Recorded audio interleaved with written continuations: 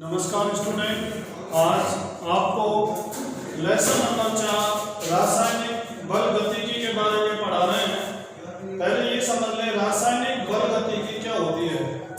रसायन विज्ञान की वह शाखा जिसमें विभिन्न अभिक्रिया की क्रियाविधि, उत्पाद एवं उनके जिस माध्यम में संपन्न होती है उनके बारे में अपन अध्ययन करेंगे। अभिक्रिया किस प्रकार, किस वेग से, किस क्रियाविधि से संपन्न होती है, उन सभी की जानकारी इस अपन लेसन में करेंगे। अर्थात रसायन विज्ञान की वह शाखा जिसमें विभिन्न समीकरणों के बारे में अध्ययन किया जाता है उसे अपन कहेंगे रासायनिक बल गतिकी। इसका पहला बिंदु अपन समझने जा रहे हैं वो है रासायनिक अभिक्रिया वेग। रासायनिक अभिक्रिया वेग किसे कहते हैं? पहले अपन रासायनिक अभिक्रिया वेग की परिभाषा के बारे में पढ़ेंगे। अब रासायनिक अभिक्रिया वेग, गति या दर क्या होती है? किसी रासायनिक अभिक्रिया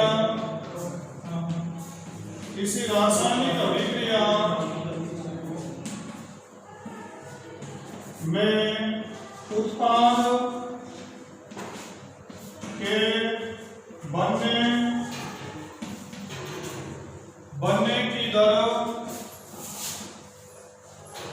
की दर या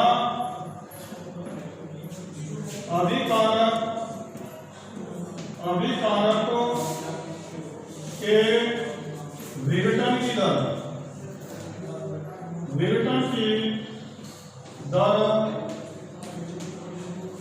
को अभिक्रिया वेग कहते हैं। उन्हें समझ लें, कोई भी रासायनिक अभिक्रिया है जिसमें उत्पाद के बनने की दर या अभिकारक के विघटन की दर, क्योंकि अभिक्रिया में अभिकारक का विघटन होता है और उत्पाद का निर्माण होता है, तो अपन दोनों तरीके से अभिक्रिया के वेग को परिभाषित कर सकते हैं। अभिकारक के विघटन की दर को अभिक्रिया वेग कहते हैं या उत्पाद के निर्माण की दर को अभिक्रिया वेग कहते हैं। यदि अपन कोई भी रासायनिक अभिक्रिया मान लें R = P, यहाँ अपन मान लें R का मतलब क्या है? R का अर्थ है अभिकारक। R का अर्थ क्या है? अभिकारक। और P का मतलब क्या है? उत्पाद। R = P। कोई भी रासायनिक अभिक्रिया में जो बाह्य पक्ष होता है वो अभिकारक होता है और जो दाह्य पक्ष होता है वो उत्पाद होता है। तो यहाँ अपन ने जो R है, R को अभिकारक माना है और P है, P को अपन ने उत्पाद माना है। अब अपन समझ लें इस अभिक्रिया के लिए अभिकारकों के लिए, क्योंकि दोनों के लिए अपन वेग निर्धारित कर सकते हैं। अभिकारक के लिए अभिक्रिया वेग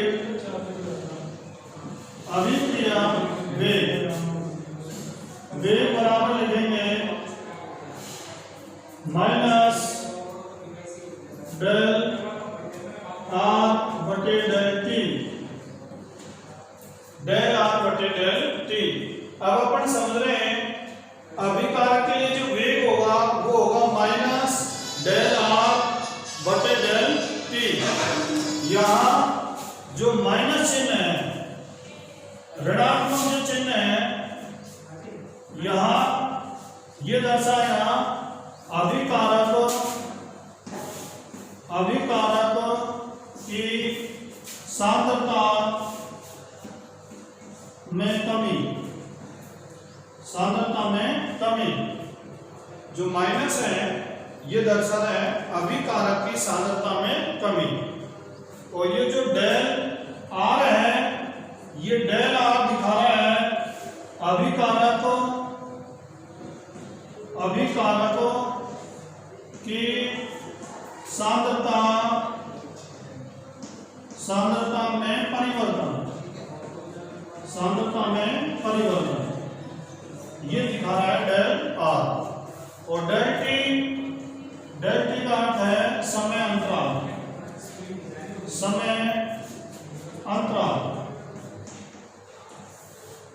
ये अपन अभिकारक के लिए जो अभिक्रिया वेग लेंगे वो आएगा माइनस डेल आर बटे डेल टी।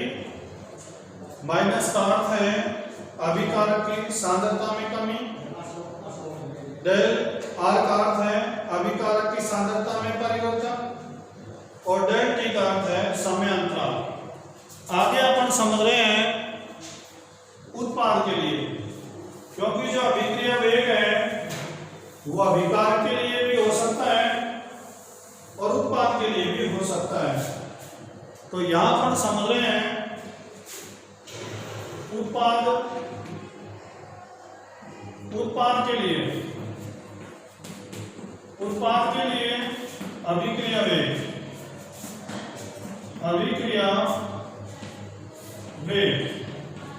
उत्पाद के लिए जो अभिक्रिया वेग आएगा वो आएगा प्लस डेल पी बटे डेल टी।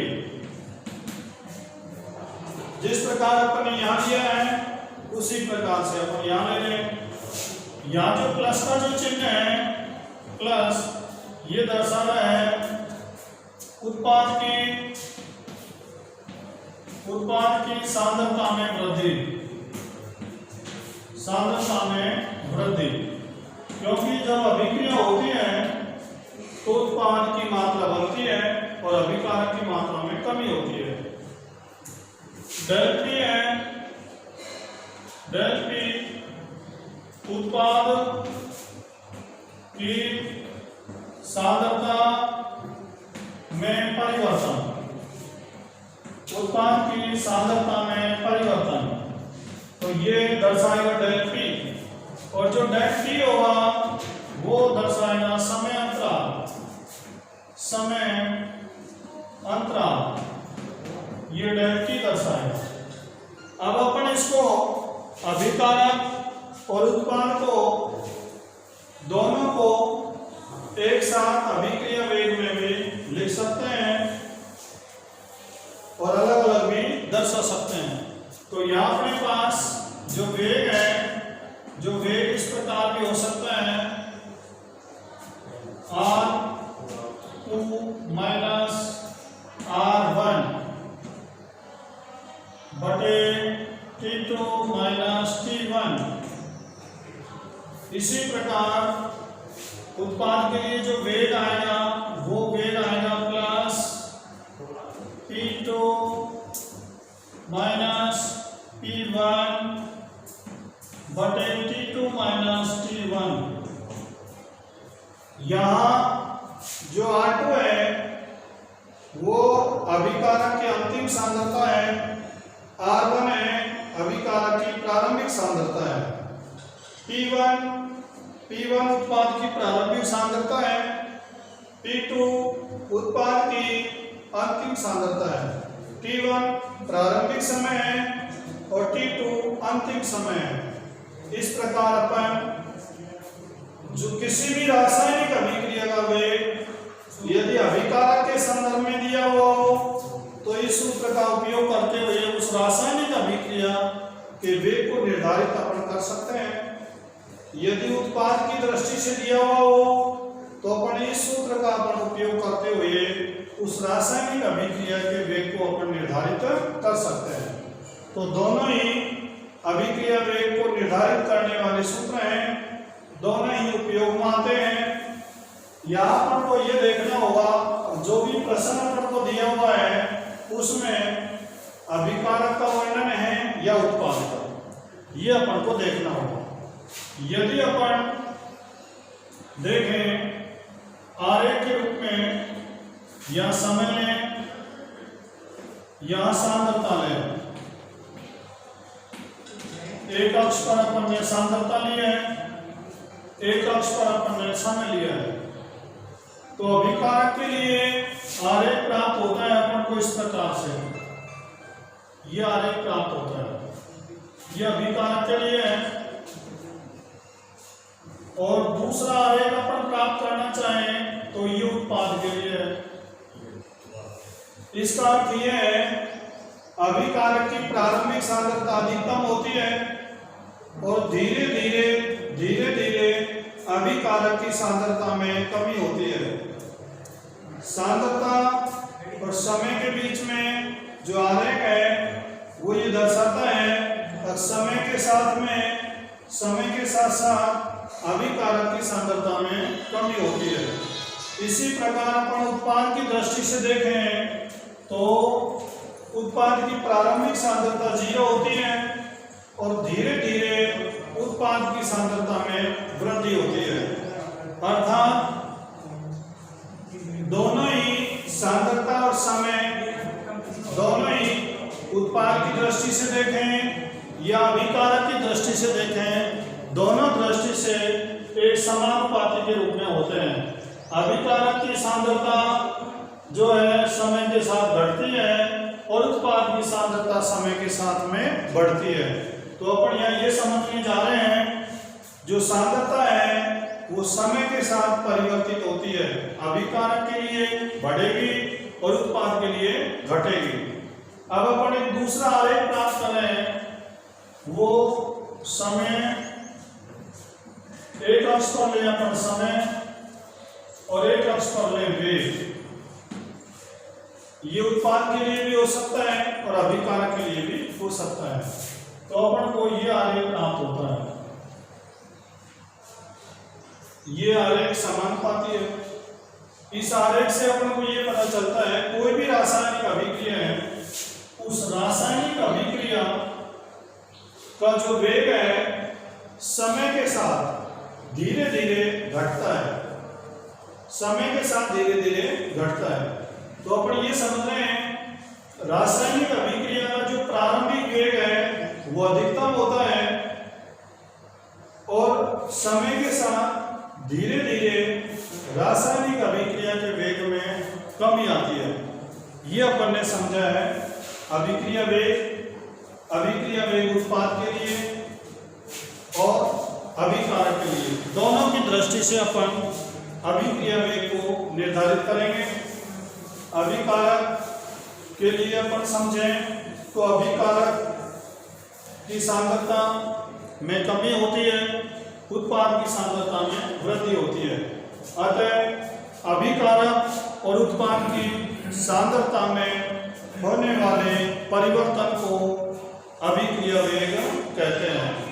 अब अपन समझें औसत वेग। औसत वेग क्या होता है? देखिए ये जो आरेख अपन ने बनाया है इसमें अपन ने ये समझा है कोई भी रासायनिक अभिक्रिया है, उस रासायनिक अभिक्रिया का प्रारंभिक वेग अधिकतम होता है और बाद में जाके अभिक्रिया वेग कम हो जाता है। किसी भी रासायनिक अभिक्रिया का वेग शून्य नहीं होता है, अर्थात अभिक्रिया निरंतर चलती रहती है और अभिक्रिया का वेग कभी भी शून्य नहीं होता है। अब अपन मान लें T1 समय पर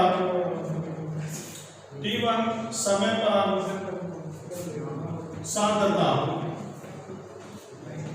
मान लें C1।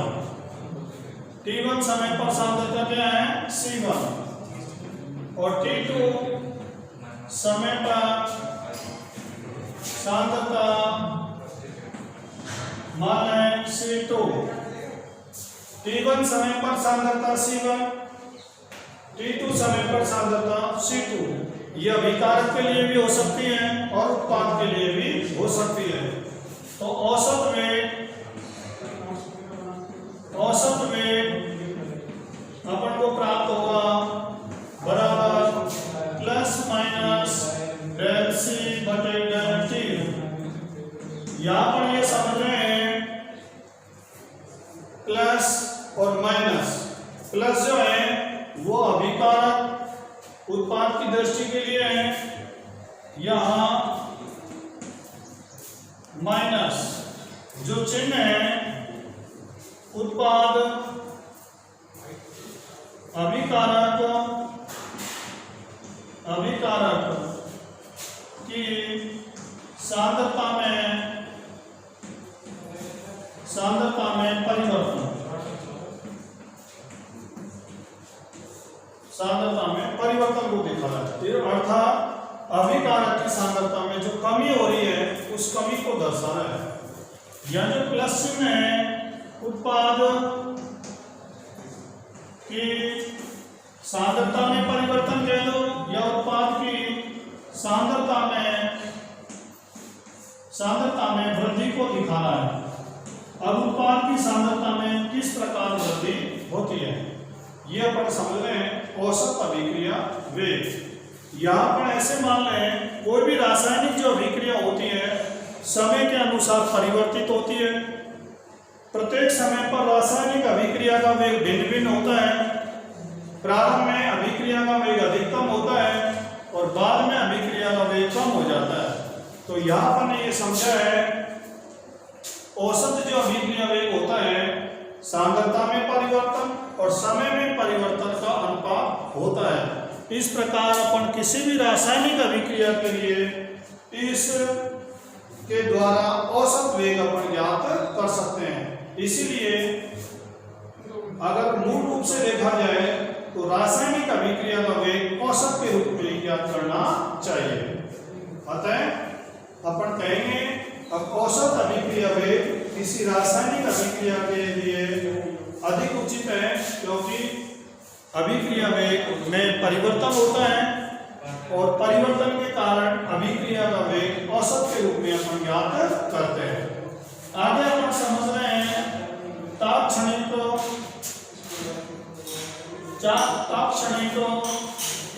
अभिक्रिया वेग।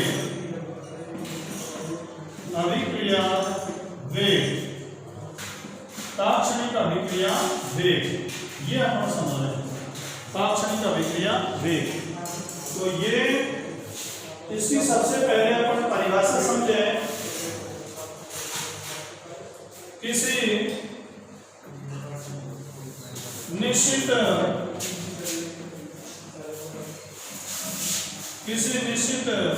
समय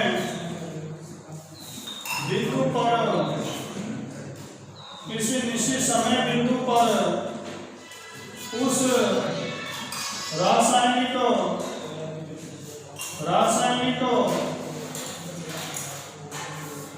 अभिक्रिया का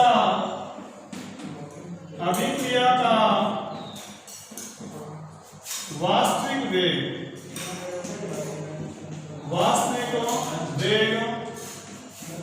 तात्क्षणिक वेग कहलाता है। तात्क्षणिक वेग कहलाता है।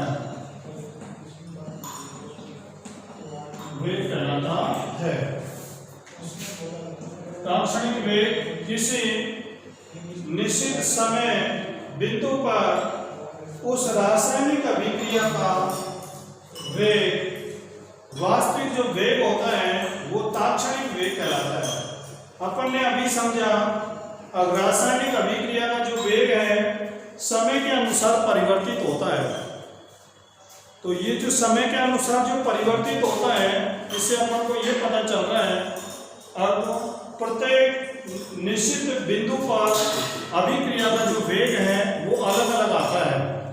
इसलिए अपन निश्चित बिंदु पर या निश्चित समय विशेष पर अपन उस रासायनिक अभिक्रिया का वेग का अवलोकन करेंगे। इसके लिए अपन एक आरेख बनाएंगे। इधर अपन ने समय लिया है, समय एक अक्ष पर अपन ने समय लिया है, एक अक्ष पर अपन ने सांद्रता लिया है।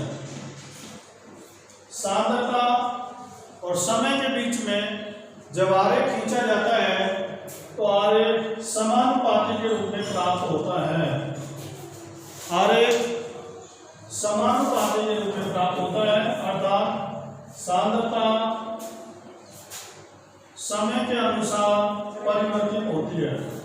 अब अपन कोई भी एक निश्चित बिंदु अपन P मान लें, कोई भी निश्चित बिंदु अपन क्या मान लें, P बिंदु पर उस रासायनिक अभिक्रिया के वेग को अपन निर्धारित करने जा रहे हैं। तो जो P बिंदु है कोई समय विशेष है, इसके सापेक्ष अपन एक स्पर्श रेखा खींचेंगे। उन्हें समझ लें, अपन को P बिंदु पर एक निश्चित समय पर रासायनिक अभिक्रिया वेग को अपन को ज्ञात करना है। तो P बिंदु है, इस पर अपन एक स्पर्श रेखा खींचेंगे। स्पर्श रेखा के सापेक्ष अपन समय के दो बिंदु प्राप्त करेंगे, या 0 है, या T1 है और यहाँ T2 है। दो समय के बिंदु अपन ने प्राप्त कर लिए, T1 और T2। इसी प्रकार अपन सांद्रता के भी दो बिंदु प्राप्त कर लेंगे, ये C1 है और ये C2। C1 और C2 का मतलब क्या है, ये प्रारंभिक सांद्रता है, ये अंतिम सांद्रता है। T1 प्रारंभिक समय है और ये अंतिम समय है। तो अपन P बिंदु के सापेक्ष स्पर्श रेखा खींचिए। P कोई एक समय बिंदु है, कोई निश्चित समय है, इस पर अपन ने रासायनिक अभिक्रिया के वेग को निर्धारित किया है और अपन ने T1 और T2 बिंदु प्राप्त करे, इधर C1 और C2 बिंदु प्राप्त करे। इसके बाद अपन अभिक्रिया का जो वेग है वो वेग प्राप्त करेंगे तात्क्षणिक अभिक्रिया वेग, तात्क्षणिक अभिक्रिया वेग v बराबर प्लस माइनस dc बटे dt। यहाँ जो प्लस का चिन्ह है वो दर्शा रहा है उत्पाद की सांद्रता में वृद्धि, माइनस चिन्ह है वो अभिकारक की सांद्रता में कमी। क्योंकि उत्पाद की सांद्रता में वृद्धि होती है इसलिए प्लस का चिन्ह है, माइनस का चिन्ह अभिकारक की सांद्रता में कमी होती है, इसलिए अपन ने यहाँ माइनस चिन्ह का उपयोग किया है। तो यहाँ पर ये समझ रहे हैं डीसी क्या है, डीसी का अर्थ है अनंत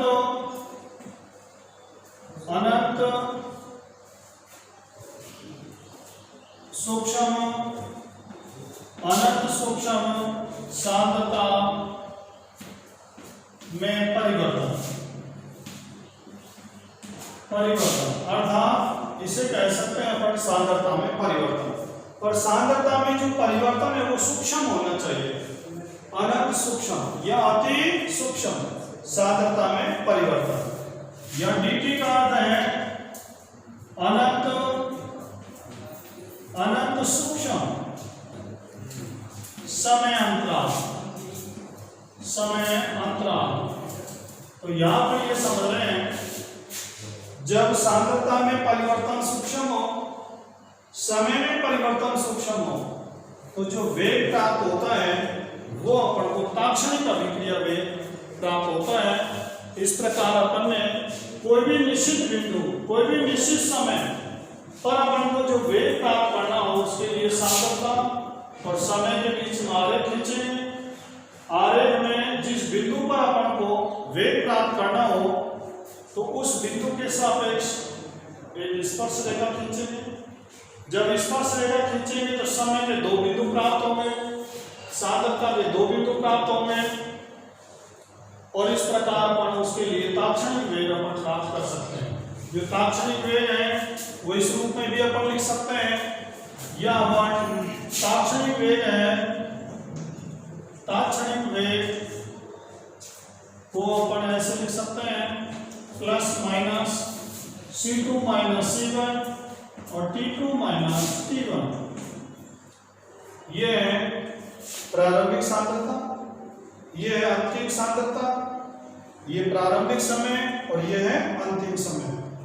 यह जो प्लस है उत्पाद की सांद्रता में वृद्धि को दर्शा रहा है और माइनस का जो चिन्ह है ये दर्शा रहा है अभिकारक की सांद्रता में कमी। इस प्रकार अपन ने लेसन नंबर 4 के बारे में अभिक्रिया वेग क्या है, अभिक्रिया वेग के बाद में अपन ने समझा औसत अभिक्रिया वेग, औसत अभिक्रिया वेग के बाद में अपन ने समझा पाक्षणिक अभिक्रिया वेग।